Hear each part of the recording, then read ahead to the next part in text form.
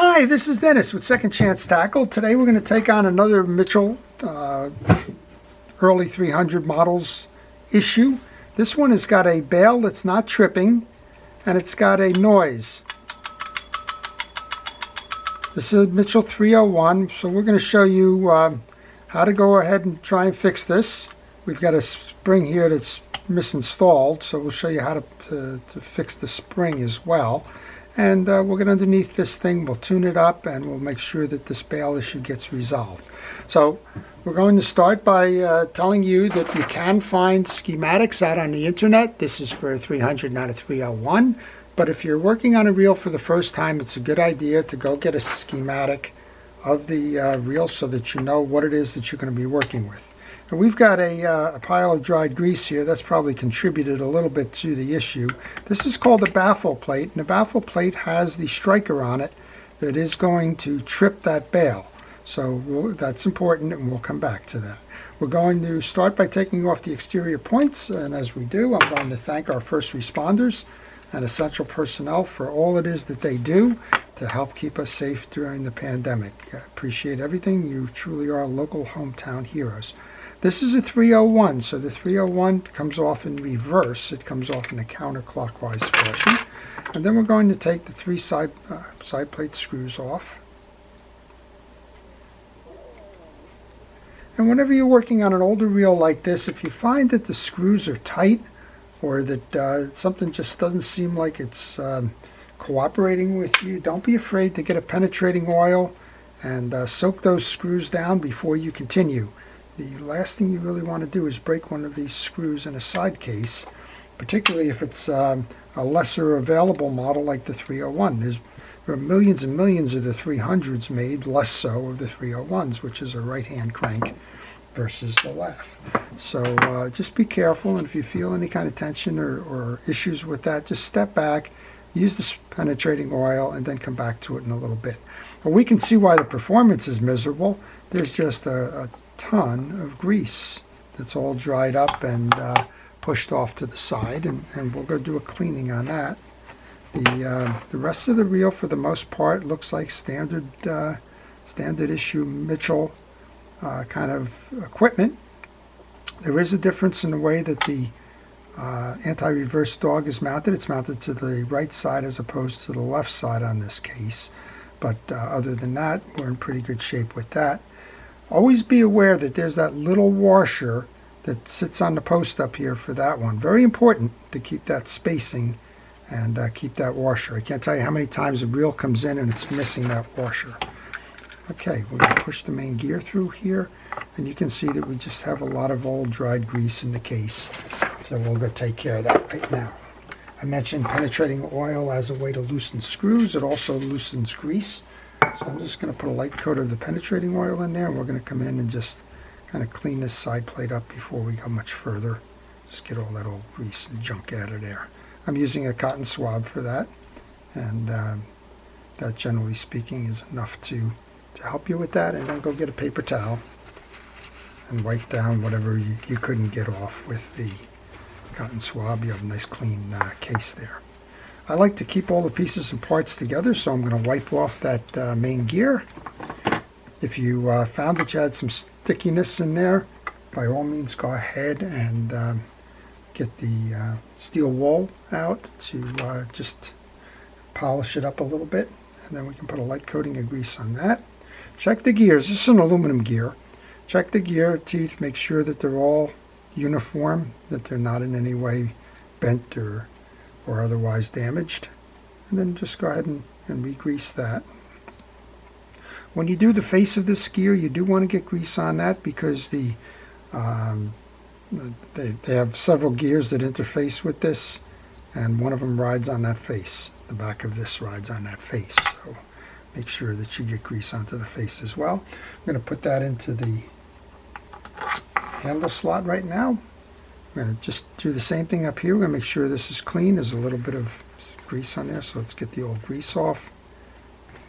I'm just going to wipe that with the paper towel. It doesn't seem like I need to do anything else there. I'll put some new grease onto the piece, and this is what makes the rotor go round, this gear.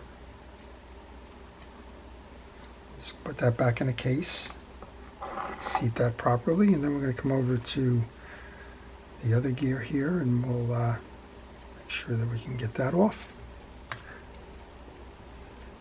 Interestingly enough, I have the schematic in front of me, so why don't I look at that and see what they actually call that gear, wherever that may be. 25C. Driving gear. They call it the driving gear. How do you like that? Makes sense. It's taking the main gear and it's driving the taking the power from that, and it's driving the oscillating gear over here on the left. All right, that's kind of doing its thing. We're going to pull this up now. This is the little guide for the oscillating gear. And we're just going to get the junk out of the main case. Now, most of the time I'll leave that carrier in there, but in this case this is so full of grease that we're going to take that axle shaft out, and we're going to take that carrier off. The carrier's got a hex nut on it. You can use a socket to remove it if it gets particularly difficult. In this case, I was able to work that screw, which is a flat-bladed screw, with hand strength. Just barely, but we are able to do that, so we're going to take that off. And this is just part of a general cleanup, whether you have a defective bail or not. I just don't like to leave reels that come in for one thing. I don't like to leave them a mess just for the sake of saying, no, well, I fixed your bail issue. No. Why create another issue because you didn't clean it up? Let's go ahead and make sure that the whole reel is serviced. I'm just getting the old grease off of here. I'm using those cotton swabs again. If you like, just kind of grab that. Make sure that that channel's clear where the axle is going to ride. There we go. We're in good condition now. Let's take that paper towel again and just kind of make sure that the last of it is there. Right now Chris is watching this saying it's time to change the paper towel. It's kind of a standing joke of ours, but I guess it is time to change that paper towel. And then on the back side of the slider here, we want to make sure that's clean too, as that axle shaft is going to ride up against that. Use the paper towel first. You can use some steel wool if you like. Just clean that old grease off. The only place that the axle shaft is going to ride is actually right here and right there. Okay, we can go ahead and reinstall that piece. Just notice that there's a little more grease on here. Let's get that done. So while I'm doing this, if you kind of like this sort of video, if it's helpful to you, or if you just want to learn the art of reel repair and maybe fixing older reels, then I ask you to subscribe to my channel. That'll show you an awful lot of reels, how to repair them, and how to keep them serviced so that they can last for a long time like this Mitchell has. If you like the video, please indicate that by liking it. And if you want to see a lot of these, subscribe and hit notifications. That way you won't miss any of the episodes that I post. Okay, I'm going to go back and grab those two screws so that we can put the carrier back in. But we're not going to install the rest of this yet because we know we have an issue with the bail. And when I go to reinstall the bail, I like to make sure that the rotor is off of the reel, because to me it's easier to do it that way than it is to try and manipulate the springs while they're on the reel. Alright, so we're just going to leave it at that point right now. I'm going to take the two pieces here for the oscillation, put them into my parts tray. Then I'm going to come up top and we'll remove the rotor. So Mitchell makes a tool for this that I'm going to be using. You don't need to buy the Mitchell tool. That's a 12mm nut. Use a deep socket.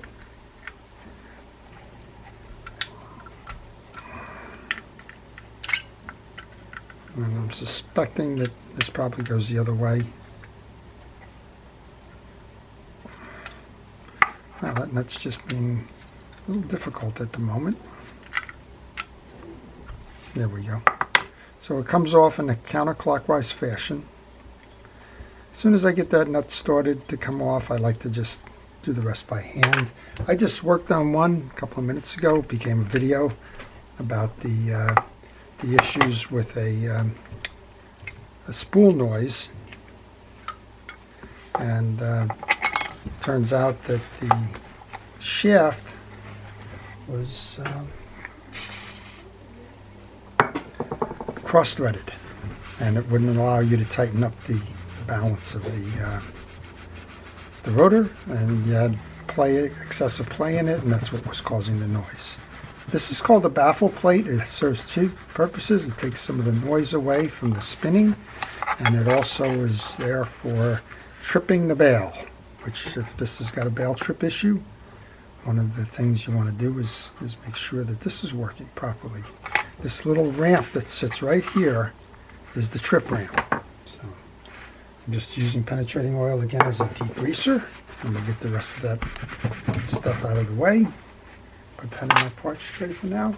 And let's go over and work on that bail then. So the bail is two pieces. This is the trip part. You want to make sure that that's working. And the other part is the screw part. So the best way to do this, in my experience, is to take the dead end side off of this and remove the bail completely. This just gives you a little bit more flexibility when you're going to wrestle with that spring. It is a wrestling match, but it is easy to do. Then take off the spring side, and you'll see that there's two things going on here. We have a cavity that has the tag end of the bail spring in, and then we have the bail spring itself on a loop here. That loop belongs in the back of the bail arm. And you'll notice there's a little stud there. And this is always, it seems like it's always a hard issue for folks to work with, so let's just show you kind of how that's done. You want to hook, you want to be in the relaxed position. So this is the relaxed position. And you actually want to be further relaxed, about something like this. Pull your, just get those out of the way. Pull your trip arm all the way out of the way. And come back in over relaxed, if you will, and get that little tag end of the spring. I'm trying to do a visual on this. Get that located into the socket, just like that. And then go ahead and put the screw in. Again, you're way over loosened at this point. There we go, we've got it started. Tighten that down, and then you're going to find out there's a shoulder on that screw, so you need to make sure that that shoulder mates in properly. All right, if we've done that right now, oops, I kind of forgot. We have a little trip arm up here, so what you do, you don't tighten that all the way down. Bring it back out a little bit. And that'll enable you to clear. You can see what I just did there. I just cleared it. Now we'll tighten it down again. Some of them have those bumps, some don't. And now we have a properly set bail. When you come over here, it's going to set. When you come up with your trip arm, it's going to push it out and let it go. So we're back to good there. Now we have this off again. I don't, no sense just repairing the bail. You might as well service the rest of the reel. So let's get grease on that. And we'll go reinstall that.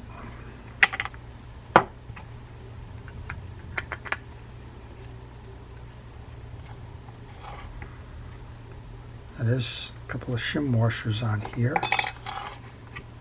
Let's put them back the way they came. These adjust the height of this trip ramp and baffle. So if you find yourself with a little bit too much on the one or not enough on the other, then add or subtract. I'll take the, whoop, that's the wrong trip. That was another one that I just had laying here. That's not the one from this.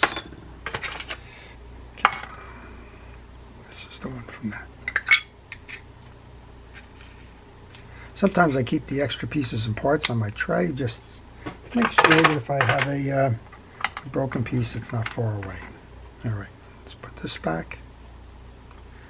We're also going to have to put back the other side of the bail. I didn't tighten that one up yet. Hand tighten this. Reseat the bail wire on this side.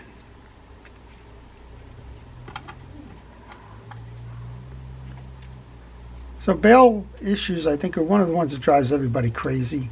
These springs are not terribly difficult to set, but as a remembrance, just kind of what we just did there, you do need to set it in a relaxed position. If you're not doing that, then you're going to fight it the whole way, trying to put tension on that spring. The other thing that a lot of folks do with that that makes it wrong is they kind of leave the rotor on the thing, and that just makes it harder. All right, let's see if we can get this correct now. Up goes this way. There you go. So we got a nice flipping bail again. We got a nice spinning rotor again. We've got a greased up side plate. Let's go ahead and put that axle shaft back in. Make sure that that's clean. And these classic reels, they've been well designed. You can see they're totally over manufactured by today's standards. You would never see all these gearing and the types of metal gears that you see in these reels, in today's reels. They're all pretty much plastic pieces and parts and lesser materials, but you know what? These old ones will last forever. Now, one of the things you didn't see in this particular reel was ball bearings. There are no ball bearings in it. So anybody who tells you got to have a particular reel because you need 13 ball bearings or something, just point to the Mitchell 300 series and I think you can make your point. 400s have bearings in them, but the 300s do not. Okay, this one, if you set your carrier all the way down and you pick your 3 studs on the back end of that and you put them on the bottom, you can usually get it on the first shot. You want to make sure that you have the full throw of that carrier there and that the oscillation is getting completed. Let's go ahead and put the case on. There's 3 screws.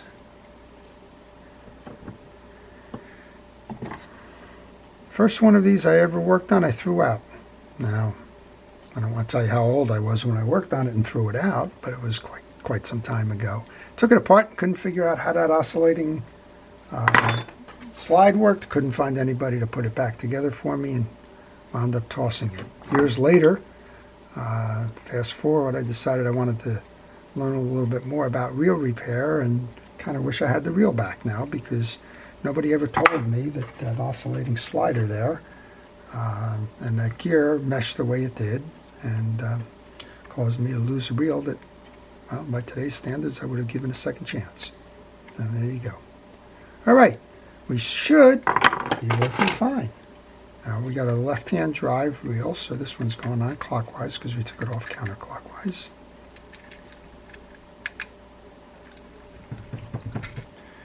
Got a spool we'll go put on there. Give it a turn. Let's make sure we got an anti-reverse. Let's go ahead and put the, oh, look at that, right? So what it came in for, a faulty bail, it's fine. I'm hearing a little knock. It's probably the spool.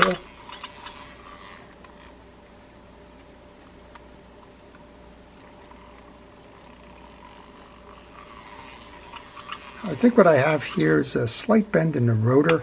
Those things get bent because they get banged.